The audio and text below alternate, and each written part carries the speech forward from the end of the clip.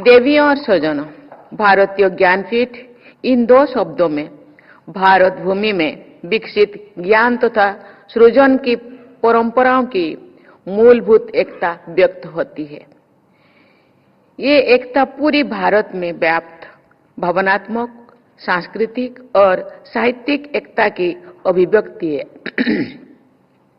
भारत की सभी भाषाओं के साहित्य में भारत की मिट्टी की महक होती है। इस अखिल भारतीय चेतना को व्यक्त करते हुए उत्कलमणि पंडित गोपबंधु दास ने लिखा था, थिले जही तही भारत बक्षरे मणिबी मु अच्छी आपणा कक्षरे मनेत्रे भारत शिला शालग्राम प्रतिष्ठाने मोर प्रिय पुरी धाम।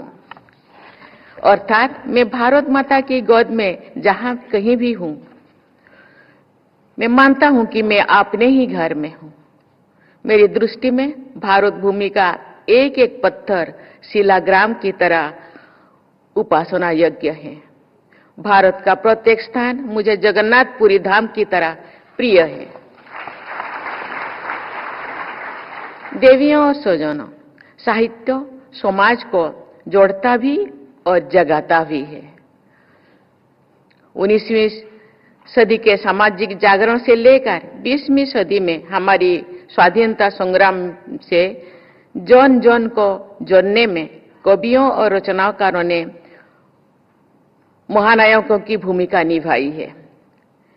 बंकिम चंद्र चट्टोपाध्याय द्वारा रचित वंदे मातरम गीत लगभग 150 वर्षों से भारत माता की संतानों को जागरूक करता रहा है और सदैव करता रहेगा। साहित्य की इस शक्ति को सम्मान देते हुए हमारी प्राचीन परंपरा में कवि अर्थात रचनाकार को सबसे अधिक सम्मान दिया गया है और कहा गया है,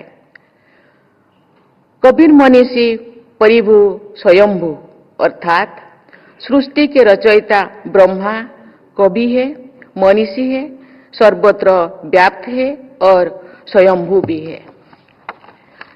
वाल्मीकि, व्यास और कालिदास से लेकर रविंद्रनाथ ठाकुर जैसे कालजयी महाकवियों की रचनाओं में हमें जीवंत भारत का स्पंदन महसूस होता है। ये स्पंदन ही भारतीयता का स्वर है। हम सबकी भारतीयता चेतना के स्तर पर तो है ही, वो हमारे अवचेतन का भी अंग है। मैं जिस परिवेश में पली बढ़ी हूं, उनमें संताली तथा ओडिया भाषाएं प्रमुख है। आज 140 करोड़ देशवासी मेरा परिवार है। देश की सभी भाषाएं और बोलियां मेरी अपनी है, लेकिन ओडिया और संताली भाषाओं के साहित्यों में मेरा अधिक संपर्क है। ओडिया के आदि कवि सारला दास की महाभारत, बलराम दास की दांडी रामायण तथा अति बड़ी जगन्नाथ दास के भागवत पुराण का मुझ पर गहरा प्रभाव पड़ा है। इसी प्रकार संताली में रघुनाथ मुर्मू जी की विधुचंदन तथा खेरवाड़ा वीर नामक नाटक का जनमानस में बहुत प्रभाव देखा जाता है। साहित्य हमारी सोच का निर्माण करता है। देवियों और स्वजनों, वर्ष 1965 में विभिन्न भारतीय भाषाओं के उत्कृष्ट साहित्यकारों को पुरस्कृत करके भारतीय ज्ञानपीठ ने साहित्य सेवा के माध्यम से देश की सेवा की है। ज्ञानपीठ पुरस्कार से सम्मानित साहित्यकारों को उनकी कृतियां समग्र रूप से देखा जाए तो उनमें हमारे देश की सभी कालखंडों, सभी क्षेत्रों, सामाजिक वर्ग, चुनौतियों और आकांक्षाओं के गहन शब्द चित्र दिखाई देती है। भारतीय भाषाओं के उत्कृष्ट साहित्यकारों को पुरस्कृत करने की प्रक्रिया में भारतीय ज्ञानपीठ पुरस्कार के चयनकर्ताओं ने श्रेष्ठ साहित्यकारों को चयन किया है और इस पुरस्कार की गरिमा का संरक्षण और संवर्धन किया है। इसके लिए मैं वर्तमान और अतीत के सभी चयनकर्ताओं, प्रवर परिषद के अध्यक्षों तथा भारतीय ज्ञानपीठ ट्रस्ट के प्रबंधनों की सराहना करती हूं। वर्तमान प्रवर परिषद की अध्यक्ष श्रीमती प्रतिभा राय जी स्वयं एक महान साहित्यकार है। मुझे बताया गया है कि उनके उपन्यास याज्ञसेनी के अब तक लगभग 120 संस्करण प्रकाशित हो चुके हैं। उनकी इस पुस्तक की ऐसा लोकप्रियता अच्छे साहित्य के प्रति पाठकों में उत्साह को रेखांकित करती है और साहित्य की अस्मिता के बारे में आश्वस्त करती है। श्रीमती प्रतिभा राय जी को वर्ष 2011 में ज्ञानपीठ पुरस्कार से सम्मानित किया गया था। उनके अलावा ज्ञानपीठ पुरस्कार से सम्मानित महिला रचनाकारों में आशापूर्णा देवी, अमृता प्रीतम, महादेवी वर्मा, कुर्तुल एन हैदर, महेश्वता देवी, इंदिरा गोस्वामी और कृष्णा सावत सोबिती जैसे असाधारण महिलाएं शामिल है। इन महिला रचनाकारों ने भारतीय परंपरा और समाज को विशेष संवेदना के साथ देखा है, अनुभव किया है तथा हमारे साहित्य को समृद्ध किया है।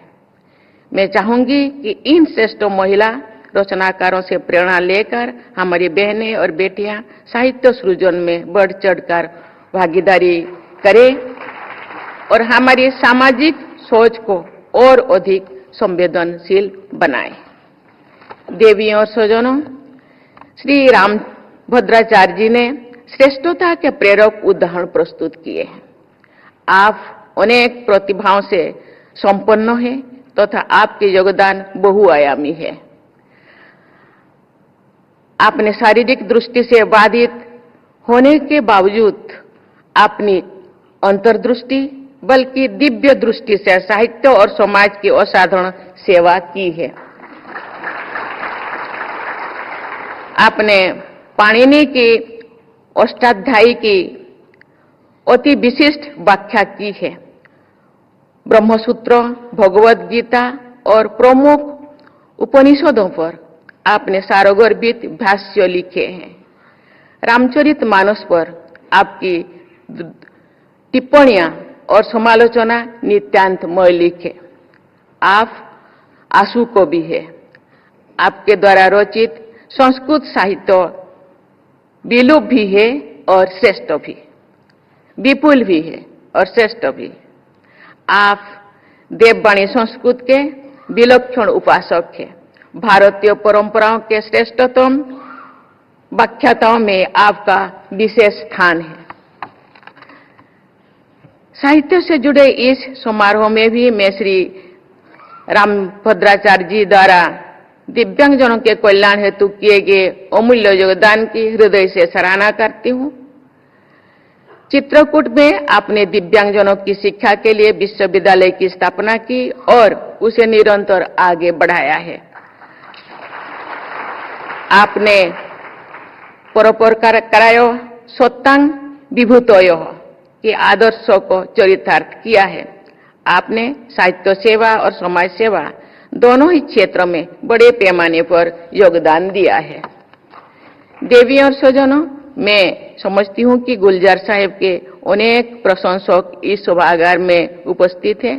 गुलजार साहब ने दशकों से साहित्य सृजन के प्रति अपनी निष्ठा को जीवंत बनाए रखा है।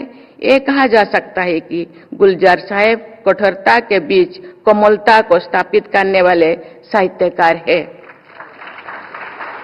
उनकी कला और साहित्य की साधना से इन क्षेत्रों में सक्रिय लोगों को शिक्षा और प्रेरणा लेनी चाहिए।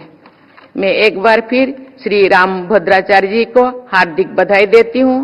मैं आशा करती हूं कि आपके यशस्वी जीवन से प्रेरणा लेकर आने वाली पीढ़ियां साहित्य सृजन में, समाज निर्माण में और राष्ट्र के निर्माण में सही रास्ते पर आगे बढ़ती रहेंगे।